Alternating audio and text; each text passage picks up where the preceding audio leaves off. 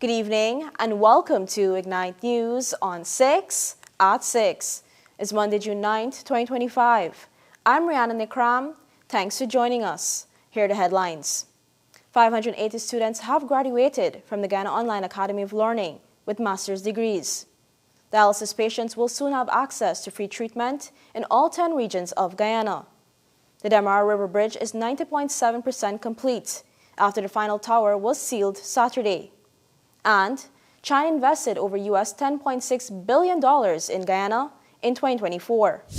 In 2021, the government of Ghana launched the Ghana Online Academy of Learning, aiming to grant 20,000 scholarships. Fast forward to 2025, and that number has nearly doubled, with over 39,000 awarded, 76% of them to women. Today, the Academy marks another milestone with its graduation ceremony under the theme Empowering the Nation's Human Capacity. With a growing list of academic partners and programs, the impact is tangible. Our reporter Kezia Miller brings us a story from the ceremony. Today at the National Culture Center, the spotlight is on achievement, ambition, and academic excellence as day one of the gold graduation ceremony gets underway.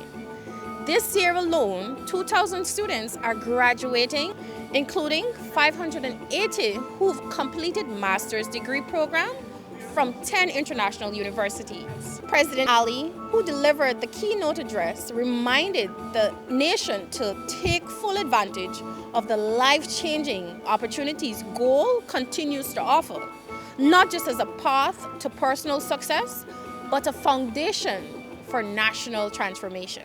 Each of you represents a new addition to Guyana's growing pool of qualified, capable, and skilled men and women.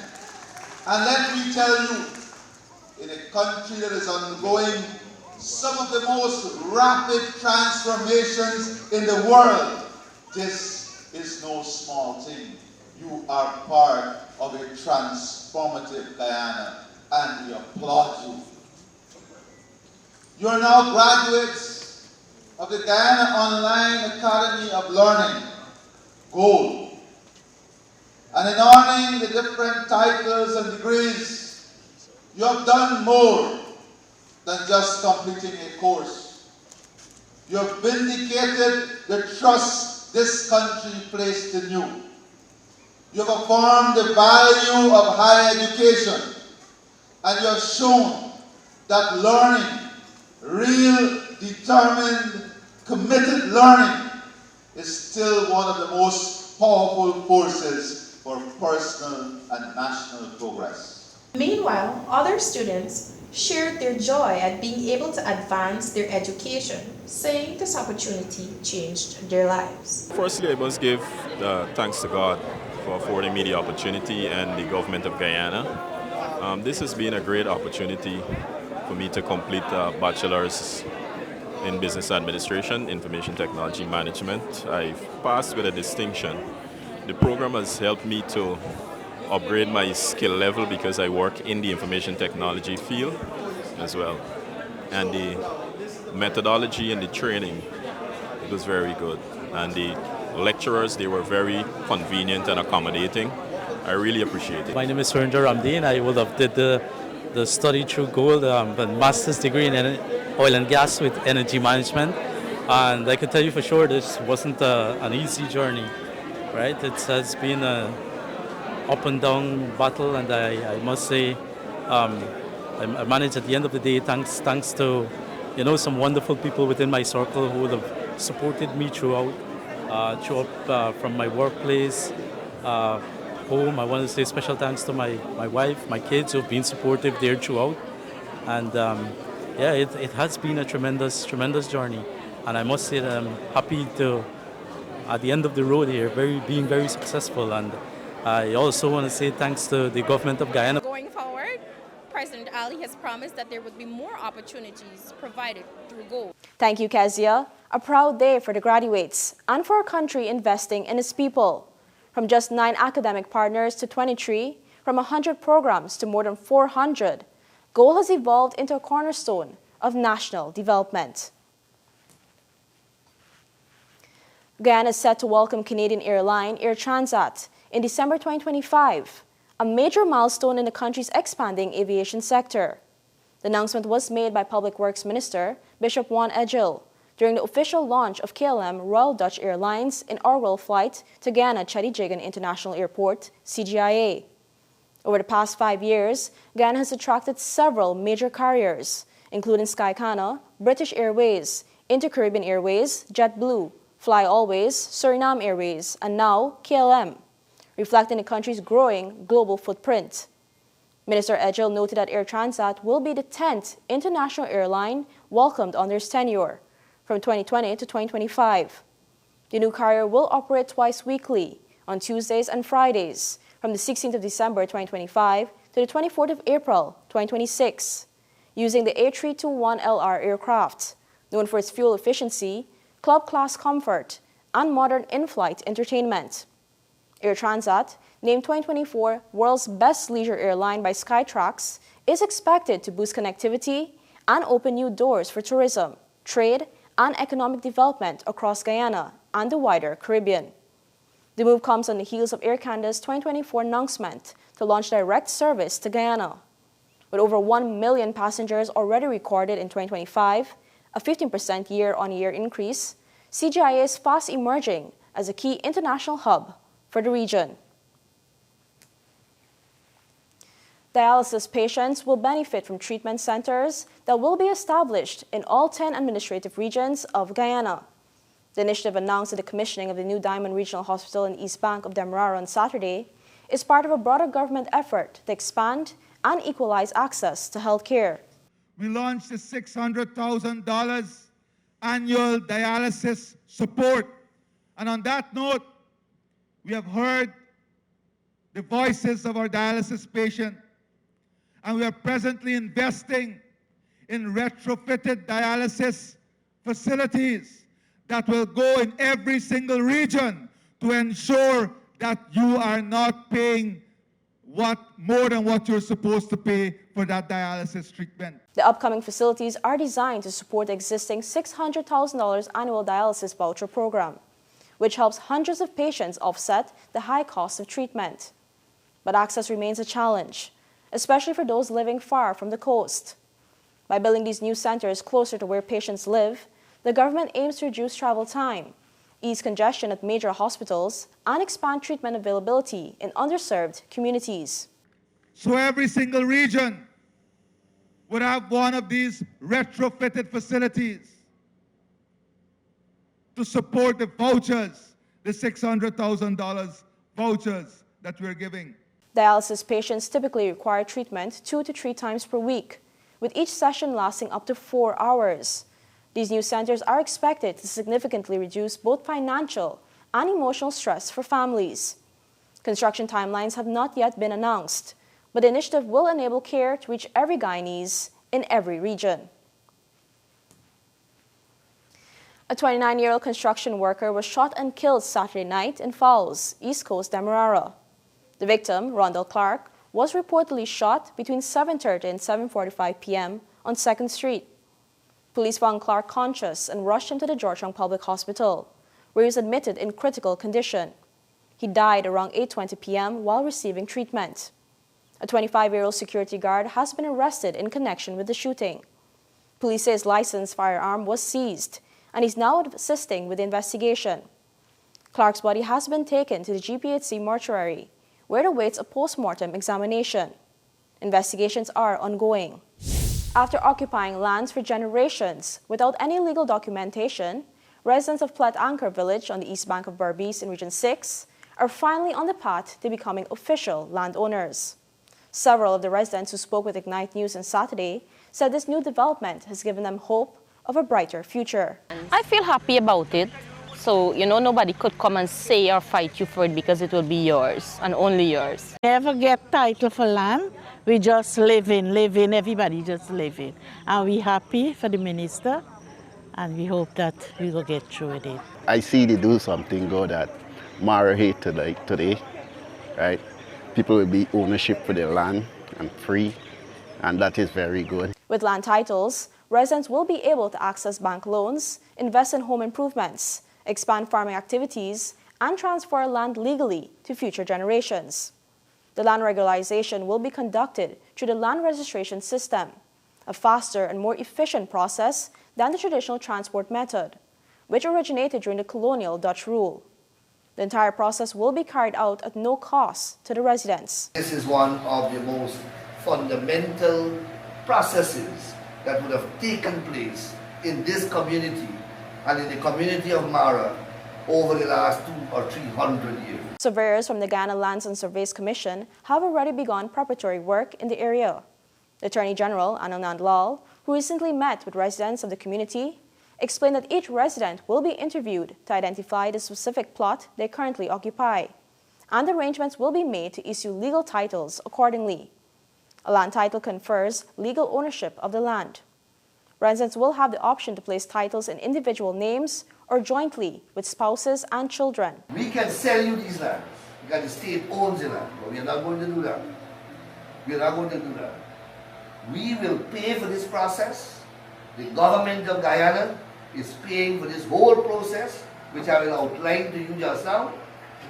And at the end of the day, you will end up with your title in your hand. Attorney General and Legal Affairs Minister Anand Lal explained that the regularization is part of a national initiative spearheaded by President Dr. Irfan Ali. Ignite News will be right back after these messages. Fuel it up and drive, super 95, tune up. Fuel it up and drive, super 95, tune up. Protect your fuel system, boy. High mileage and performance, boy. Guy Oil Super 95 gasoline gives you more reasons to drive and is available at 56 service stations nationwide. For affordable price, high performance, and high mileage, choose Guy Oil's Super 95 gasoline. Fuel it up and drive. We're back with Ignite News on 6 at 6. A total of 1,600 cubic meters of concrete has been poured to seal the final tower, Pier 35, on the new Demerara River Bridge, bringing the project to 90.7% completion. All 62 piers forming the bridge's superstructure are now finished. The update came Saturday night from Public Works Minister Bishop Juan Edgil during a site visit. He was joined by minister within the ministry, Deodat Indar, staff from the ministry, and representatives from the China Railway Construction Corporation and Polytechnica Engineering. The next milestone event after the pouring and completion of these towers is when we will complete the 17 cable stay sections, which will be 570 meters across the channel. By June 15, we would have completed the installation of all of the girders on the eastern side. All of the girders on the western side is already in. And what does that mean? The bridge would be completely assembled, and it's just a matter of pouring the concrete, putting in the asphaltic surface, the rails, putting on the lights, and I think in engineering they call it the furnishings and the finishings. The furnishings and the finishings. It's been a long journey. By no means we are saying that the bridge is finished tonight. But what we are definitely saying, this milestone event has brought us much, much, much closer to the completion of the bridge. Minister Edgil confirmed that the high-span 4-lane bridge remains on schedule for completion by the 31st of August, 2025. He also said the project is progressing within its contract budget. More than 1,300 workers are on site, with construction accelerating due to increased manpower and resources.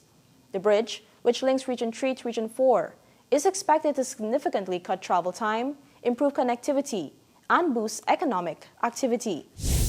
Ghana's public health system took a major step forward yesterday with official commissioning of the new Diamond Regional Hospital, a modern, fully equipped facility on the east bank of Demerara. The hospital is the first of 6 regional centers being built as part of a national strategy to decentralize health care and ease the patient burden on Georgetown Public Hospital. The original Diamond Hospital opened in 2007, but rising demand and aging infrastructure created an urgent need for a new facility. That need has now been met with a state-of-the-art complex offering 75 inpatient beds, advanced medical equipment, and expanded emergency and specialist services. This hospital will serve Diamond, Grove, Covent Garden, and surrounding communities, offering 24-hour emergency care, general surgery, orthopedics, obstetrics and gynecology, and a neonatal intensive care unit. It also features 3 operating theaters, digital X-ray technology, a modern laboratory, and full inpatient and outpatient services. Health officials say it is equipped to manage critical cases that will previously have been required transfer to Georgetown. President Dr. Irfan Ali, speaking at the ceremony, outlined the international standards this hospital meets. This hospital meets the minimum Chinese standard, British standard, and American standard. This facility would have satisfied the Chinese, British, and American standards. This is no small investment. This is an investment not in walls and equipment. This is an investment in the people of Guyana, especially the people of the East Bank. This is an investment that will ensure our women and children, our elderly and our male folk, all alike, have a level of treatment here that is not based on income, that is not based on your status, that is not based on where you're from. A level of service that is equivalent to any service you can pay for anywhere in Guyana. That is what this investment brings to you. He also urged the public to value and protect the quality of services being introduced. Quality service, efficient service, equitable service. This is an investment in the people of our country. An investment that will increase the life expectancy of the citizens of our country. An investment that will give you comfort in which you receive medical care. And we must not take these investments lightly. The Diamond Regional Hospital is part of a wider national plan, with similar facilities under construction in Enmore, Dikindaran, Bat, No. 75 Village, and Anna Regina. This new hospital is expected to bring significant relief to East Bank residents and frontline health workers, who now have better tools and infrastructure to save lives. As Guyana continues to expand its healthcare network, the government says its focus remains on equity, accessibility, and raising care to international standards. 3 men were killed in separate road accidents across Guyana on Saturday. The victims have been identified as Randolph Braffett, 72, Antonio Ignatius, 51, and Christopher Rohaman, 31. Braffett, a resident of Linden, was the apparent victim of a hit-and-run. His body was found with visible injuries along the southern parapet of the third corner Amelius Ward access road. Police believe he was struck by a vehicle and left at the scene. He was pronounced dead at the Linden Hospital complex. Investigations are ongoing. In the second crash, Antonio Ignatius of Triumph was struck by a speeding car on Agricultural Road around 7:15 p.m. Police say he attempted to cross the road when he was hit by a motor car, PAH 5305. The impact flung him into the air before the vehicle collided with a parked car on the western parapet. Ignatius died from his injuries. The third fatal crash happened just after midnight at the intersection of Camp Street and Carifesta Avenue. Christopher Rohaman of Maiconi was reportedly speeding north along Camp Street when he lost control of his vehicle. It slammed into a light pole and ended up in a trench. Rohaman was pinned in the wreckage. China invested over US $10.6 billion in Guyana in 2024, highlighting deepening bilateral ties. Chinese ambassador to Guyana, Yang Yang, announced during a reception celebrating 53 years of diplomatic relations. The event, held at the Marriott Hotel in Georgetown, underscored the growing economic and political partnership between the two nations. Bilateral trade between China and Guyana reached US $1.4 billion this year, a fourfold increase compared to 2019, illustrating the rapid expansion of economic cooperation. Ambassador Yang emphasized China's continued support for Guyana's development and reaffirmed Beijing's commitment to advancing the relationship based on mutual respect. President Irfan Ali, also speaking at the event, reaffirmed Guyana's support for a global order rooted in democracy, peace, sovereignty, and the rule of law. He reiterated the country's commitment to the One China policy and expressed appreciation for China's long-standing partnership in national development. President Ali noted that recent discussions with Ambassador Yang touched on safeguarding Ghana's sovereignty and maintaining peace in the region through international law and mutual respect.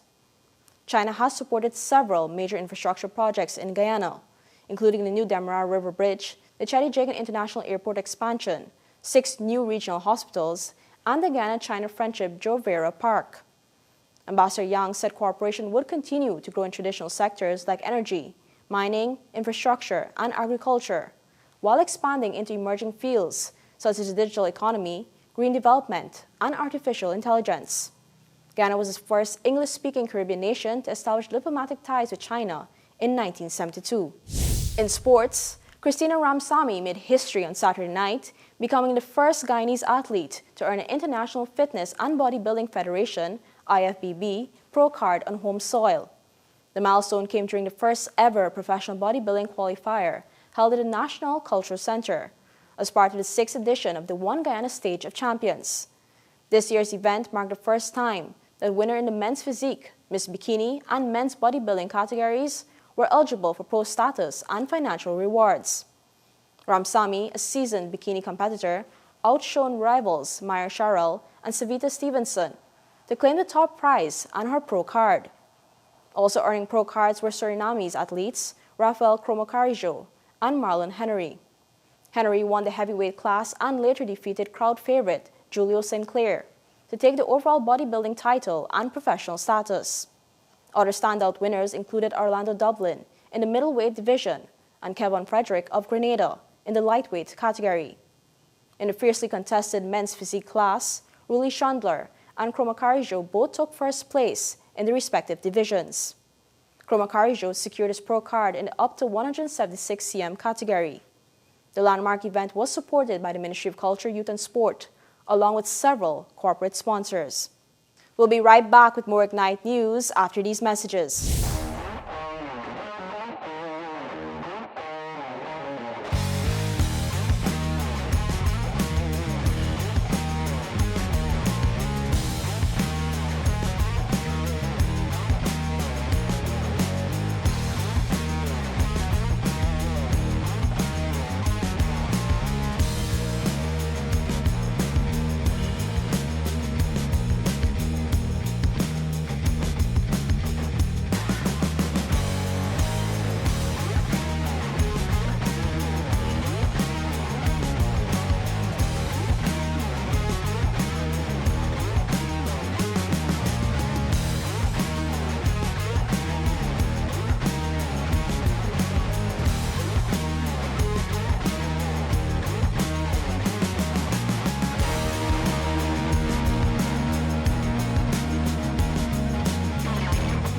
Welcome back to Ignite News on 6 at 6.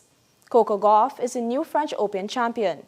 The 21-year-old American fought back from a set-down to defeat world number 1 Aryna Sabalenka in a dramatic final on Saturday, 6-7, 6-2, and 6-4. It's Gauff's second Grand Slam title, following her U.S. Open win in 2023, also over Sabalenka. This was the first French Open final between the top 2 seeds since 2013, when Serena Williams beat Maria Sharapova. After sealing victory on her second match point, Gauff collapsed onto the clay. Overcome with emotion, she sobbed, covered her face, and eventually rose to embrace Sabalenka and thanked the umpire before letting out a joyful scream. She later celebrated in the stands with her team and director Spike Lee, reflecting on a journey that began with heartbreak at Roland Garros 3 years ago.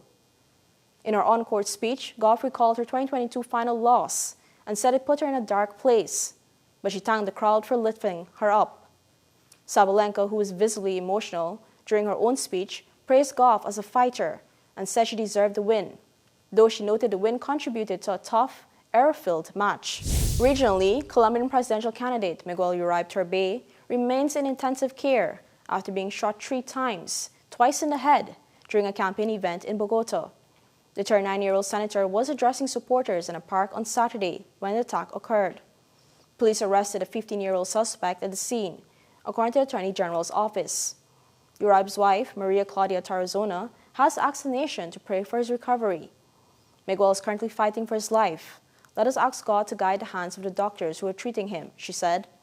Uribe's party, Centro Democrático, condemned the shooting, calling it a threat to democracy and freedom in Colombia.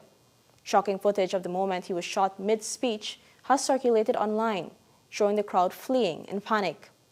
He was airlifted to the Santa Fe Foundation Hospital, where supporters held a vigil as he underwent emergency surgery. According to Bogota Mayor Carlos Fernando Galan, Uribe was in critical condition upon arrival. The hospital confirmed on Sunday that Uribe had undergone procedures to his head and left thigh and remains in extremely serious condition in intensive care. In international news, police in Los Angeles have urged immigration protesters to disperse from the city's downtown area following President Donald Trump's deployment of the National Guard, a move local officials claim has intensified the unrest. The call for calm comes as tension continued to rise across major U.S. cities. In San Francisco, at least 60 individuals have been arrested in protests against recent immigration raids. The demonstrations have prompted foreign governments, including China, to issue warnings to the citizens to heighten personal security while in the city. The unrest coincides with the implementation of President Trump's controversial travel ban, which now applies to 12 countries. Critics argue that the policy is inherently discriminatory. Meanwhile, high-level trade talks between U.S. and Chinese officials are scheduled to take place in London this week, with expectations running high that the meetings could prove pivotal. Arizona Senator Ruben Gallego took to the social media to call for peaceful protest. Don't loot, don't assault police officers, protest peacefully, he urged. Mexico's Foreign Minister Juan Ramon de la Fuente confirmed that at least 42 Mexican nationals, 37 men and 5 women, are currently being held in 4 separate detention centers following recent immigration raids. Israel has intercepted a Gaza-bound aid ship carrying climate activist Greta Thunberg and other prominent figures. Everyone on board has been detained and taken to Israel. According to the Freedom Flotilla Coalition, Israeli forces attacked and unlawfully boarded the vessel, named Madeleine, in international waters. The ship was trying to deliver aid to Gaza, where over 600 days of war and an 11-week blockade have deepened a hunger crisis affecting 2.1 million people. Thunberg and Rima Hassan, a French member of the European Parliament, were among those on board. After reporting that the yacht had been boarded, the coalition posted short, pre-recorded videos of some of the activists, including Thunberg. In the footage, activists say, "If you see this video, we have been intercepted and kidnapped by the Israeli military or forces supporting Israel." Israel's foreign ministry says the Madeleine is en route to Israeli shores. A statement posted on X says that once it docks, the passengers will be returned to their home countries. The foreign ministry also released video of the detained activists wearing orange life jackets, seated side by side, as an Israeli soldier hands out water and sandwiches. Thunberg appears near the front of the group. Israel says its blockade on Gaza is necessary to prevent weapons from reaching Hamas fighters in Gaza. And that's all for this edition of Ignite News on 6 at 6. For more stories, visit ignitenews.com or follow us on social media. Thanks for watching. I'm Rihanna Nikram. See you tomorrow for more Ignite News.